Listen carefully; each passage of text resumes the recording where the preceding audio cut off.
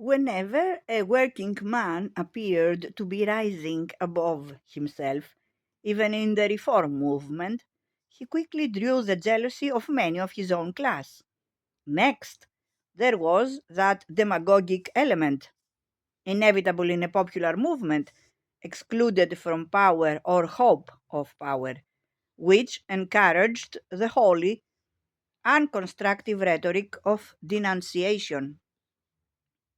Alongside its martyrs and its intrepid voluntary organizers, the radical movement had its share of drunkards, runaway treasurers, and ephemeral, quarrelsome journalists. And these were not the least bombastic and flamboyant in their language. The very frustrations of a popular movement in which thousands of powerless men were pitted against an armed establishment were released in hyperbole, and Hunt, as the orator at the great reform assemblies, knew how to touch these responses.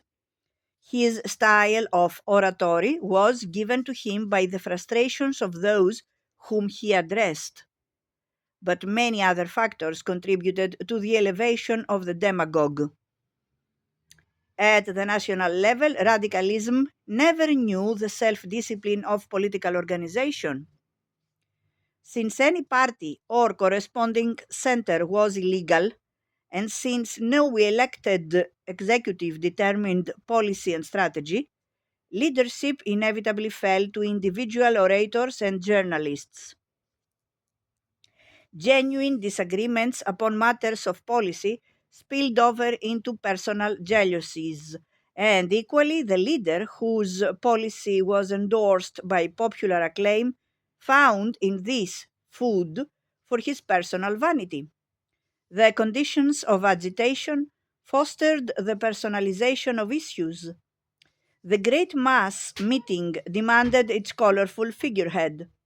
Hunt, in his white top hat, liked to be known as the champion of liberty, or, during his imprisonment after Peterloo, as Saint Henry of Ilchester, just as Ostler subsequently described himself as king of the factory children, and O'Connor as the lion of freedom.